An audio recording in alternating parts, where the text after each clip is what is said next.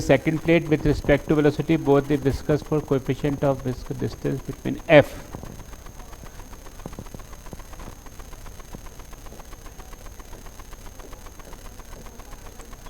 is equal to eta A change in velocity upon distance.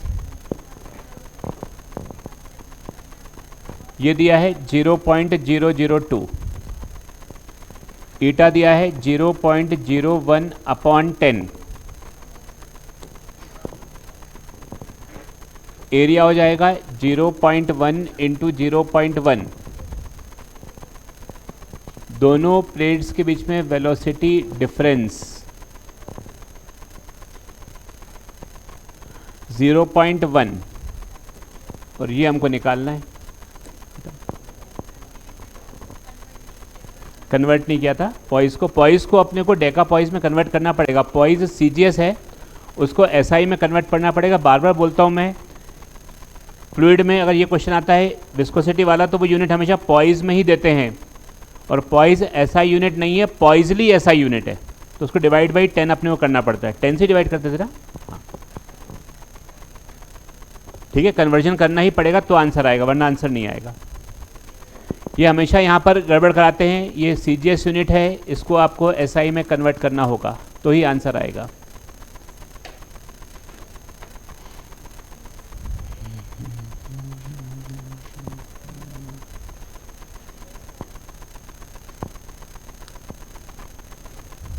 ये बताना है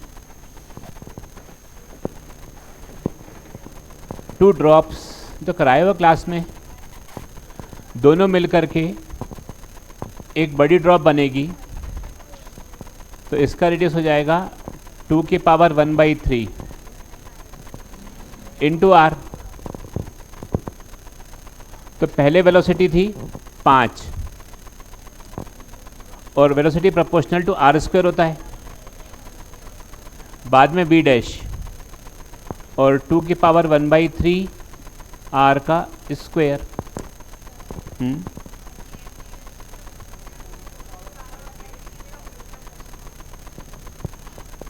उल्टा यहाँ पर, चलो ये है ठीक है, अब समझ में आ गया। वो ऐसे और भी क्वेश्चन में आया क्या कुछ? यार ये तो बहुत गड़बड़ हो जाती है बीच बीच में। चलो ठीक है, बन जाएगा नहीं तो ठीक।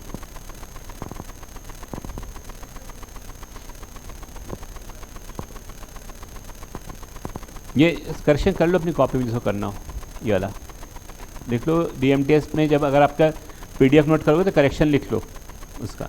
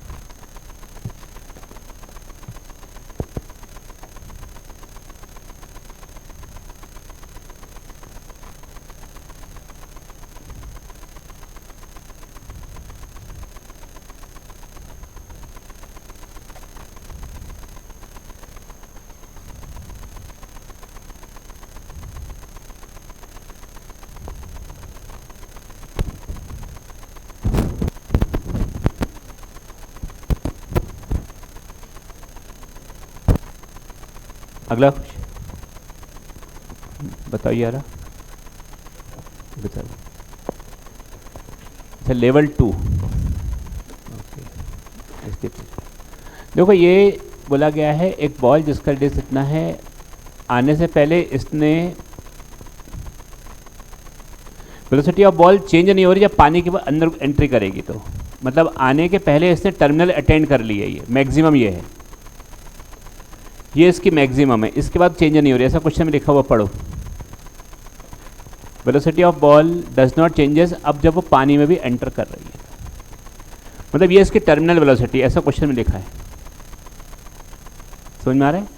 तो टर्मिनल वेलोसिटी इसने अटेंड करी और टर्मिनल वेलोसिटी जो होगी यहाँ पहुँचते पहुँचते वो √2gh होगी, और ये ऐसा भी होता है, it is equal to 2/9 r²। Density इसकी रो है, एयर की density 1 rho minus sigma into g upon eta, और हमें निकालना है h। तो h निकालने के लिए मैं दोनों साइड स्क्वायर कर दो तो r की पावर 4 हो जाएगा और उस फॉर्मेट में आंसर आ जाएगा। चेक कर, 2 स्टेप का क्वेश्चन था ये, समझ में आ रहा है कि अब वो अगर और अंदर घुस रही है तो उसकी वेलोसिटी चेंज नहीं हो रही, मतलब जो टर्मिनल उसने अटेंड की थी √2gh थी, √2gh इज द टर्मिनल, अब चेंज नहीं हो रही, ठीक है समी। तो उसको हमने इक्वेट कर दिया, और पानी में तो घुसी जब, तब टर्मिनल अटेंड करने के लिए जो विस्कस फोर्स ऊपर लगा वो एयर वाला था, तो इसलिए हमने 1 लिया उसको, एयर का विस्कस फोर्स।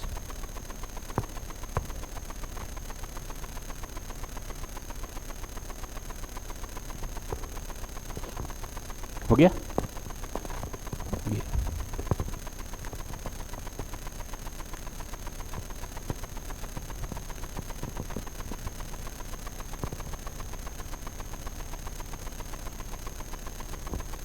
ये नहीं दिखाई अभी, ये जो तुम बता देना जो भी हो ना, मैं बार बार नहीं पूछ रहा। ये वाला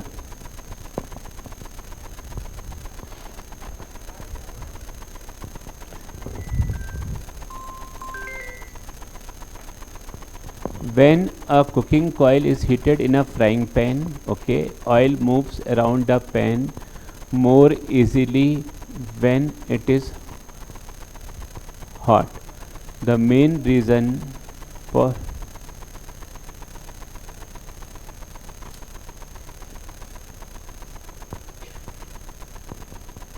when a cooking oil is heated in a frying pan, the oil moves around the pan more easily, ज़्यादा सरफेस एरिया पे आ गया।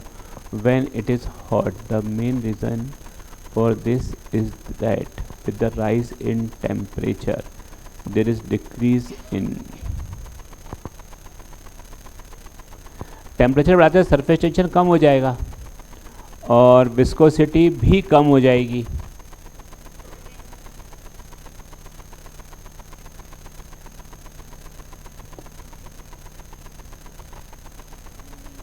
इसका आंसर विस्कोसिटी दिया हुआ है।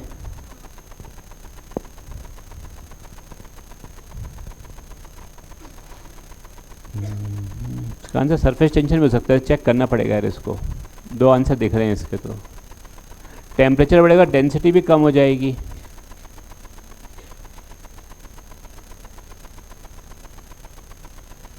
हाँ सुनो, देखो बता रहा हूँ मैं, अरे सुन तो रहो। इसे बोला है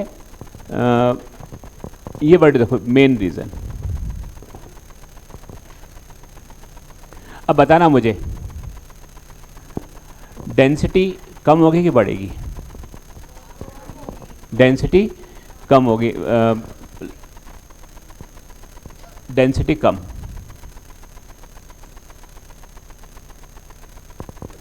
सरफेस टेंशन भी कम हो जाएगा। विस्कोसिटी मतलब इंटरमॉलिक्यूलर फोर्स भी कम हो जाएंगे, और angle of contact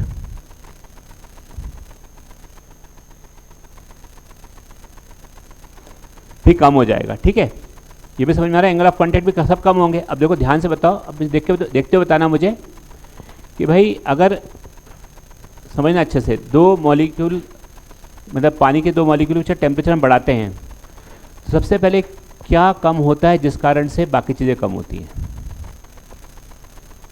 2 molecular interaction है ना, इंटरमॉलिक्यूलर फोर्स कम होता है। तो इंटरमॉलिक्यूलर फोर्स कम होने से पहले क्या कम होगा? विस्कोसिटी। फिर क्या कम होगा? Surface tension come, density come, angle of contact. तो मेन रीजन क्या हो गया इसका? ठीक है, मेन बोला वर्ड वहां पर इसलिए। ठीक है, जो बेस है उसका विस्कोसिटी कम होती है, इस कारण से बाकी चीज़ें कम होती हैं, क्योंकि इंटरमोलिकुलर फोर्स कम हुआ तो कम विस्कस हो गया, तो वो कम बाकी जगह पे ज़्यादा फैलना स्टार्ट हो गया। Main reason.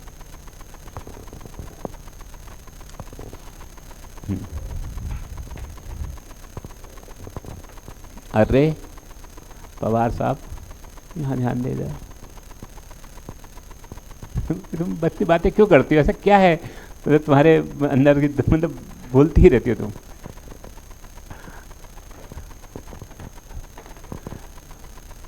चलिए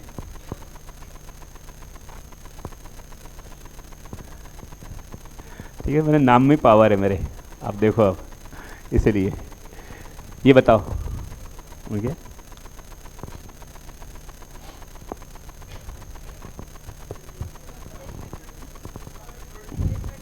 terminal velocity of spherical object varies, शुरू में बढ़ रही है बाद में घट रही है। ना ना ना, एक minute, terminal with respect to r बोला है। हाँ, तो velocity proportional to r square. अगर आर बढ़ेगा,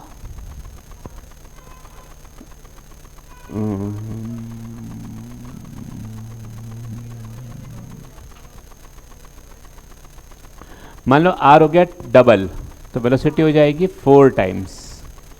तो आर अगर हमने करा 2 टाइम्स, हाँ थर्ड होना चाहिए, थर्ड हो जाएगा।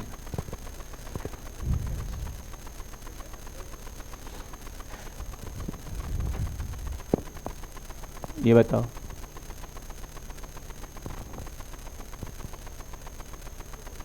ये तो अपने करा था ना 37 से मिसप्रिंट था।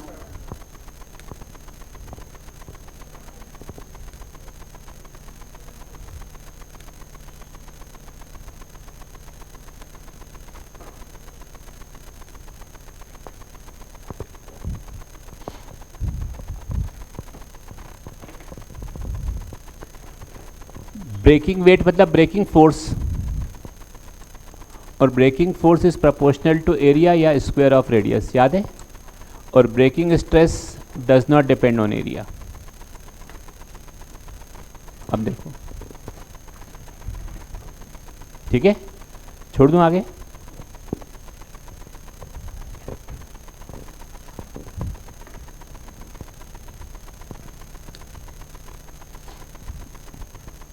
इस बार तो सब बच्चों के 150 के ऊपर आ सकते हैं नंबर। अभी ताज़ा ताज़ा वाला ज़्यादा आएगा, बासा वाला कम आएगा।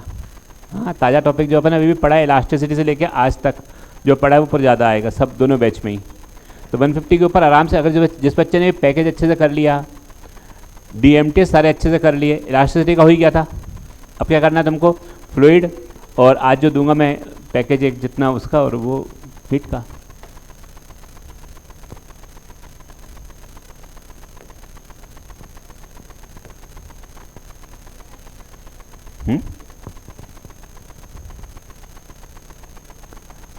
To similar to exert similar steel and copper stretch by equal forces. देखो अगर फोर्स इक्वल है, ठीक है, तो फोर्स इक्वल लगाया दोनों पे,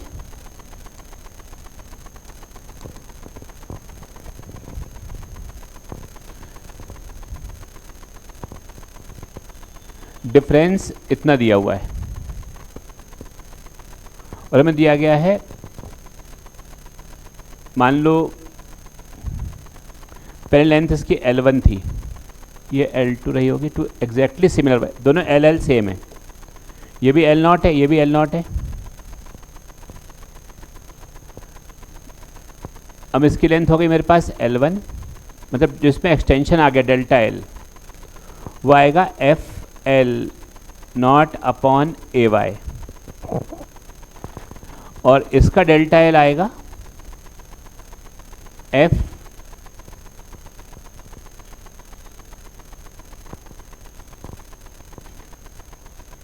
to exactly similar wire stretch by the difference in their elongation, ये हो जाएगा FL upon A into y of, ये रहेगा पहला कौन है, स्टील, दूसरा रहेगा कॉपर। ही समझ में आ रहा है। अब बोला दोनों का डेल्टा L सेम है, नहीं, डिफरेंस जो है दोनों का कितना है, 0.5 centimetre. If the difference in their elongation is 0.5 centimetre, इनके इलोंगेशन का डिफरेंस 0.5 सेंटीमीटर, मतलब आपको दिया हुआ है delta L of steel minus delta L of copper, it is equal to 0.5। और साथ में हमें दिया गया है फोर्स इक्वल है, तो इन दोनों का रेशियो आप निकालो, delta L steel delta L copper, बताओ कितना आएगा, delta L steel upon delta L copper कितना आना चाहिए, बोलो बोलो बेटा, y copper upon y steel आना चाहिए ना, वाई कॉपर दिया हुआ है क्या, हाँ वाई स्टील दिया हुआ है क्या, तो ये हमको मालूम है और ये एक इक्वेशन मालूम है। अब आगे का सॉल्व कर सकते हो, पुट करके निकाल दो, एक में दूसरे में पुट कर दो। नहीं आया, आगे समझ में, दो इक्वेशन आ गई हमारे पास, रेशियो आया था और डिफरेंस आ गया था, उससे हम निकाल सकते हैं।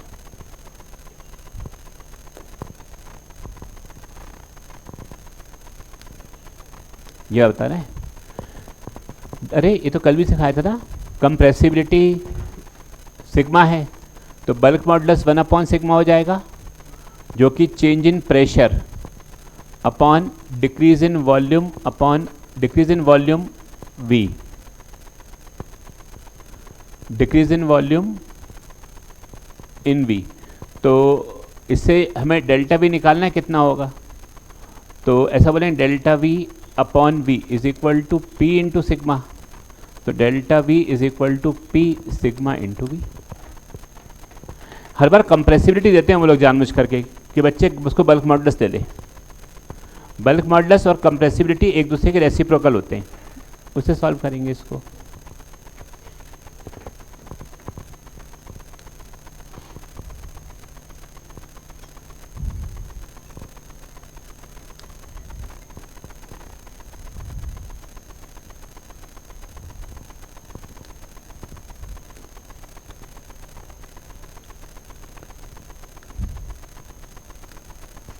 ट्वेंटी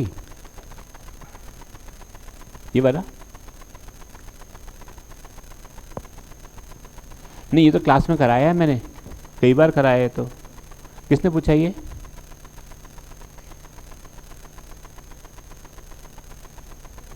तुम देखना करना, कॉपी चेक करना, मैंने 3 बार कराया है, इस बार क्लास में भी कराया है, प्रैक्टिस एंड डाउट तब भी कराया है, उसको करना अपने आप। यहाँ से ये डिस्टेंस कर लो, वेरी गुड, शाबाश।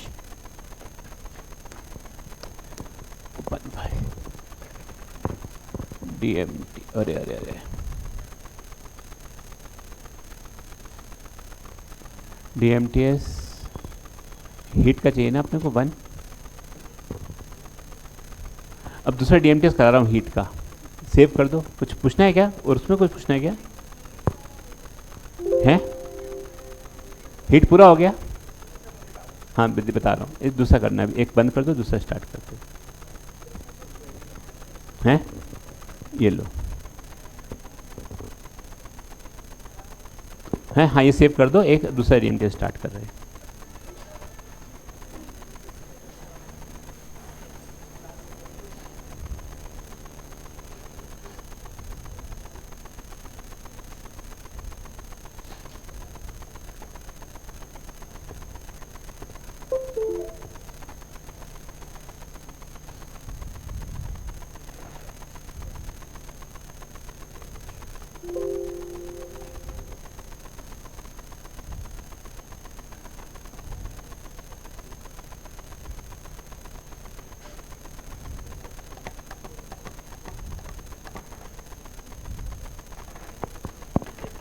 हाँ सेव करना है, डाल देना उसको ऐप में, फिर वही है ना, वीडियो भी डाल देना वो DMTS वाले ऐप में।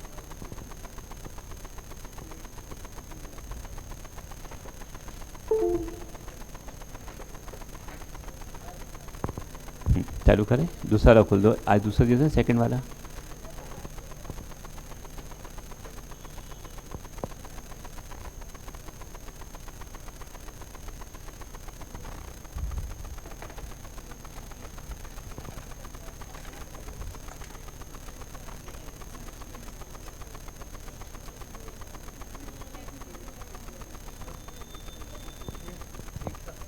शीट का 1 नंबर का है, वो रहा, वो कोने पे ऊपर, हाँ ये।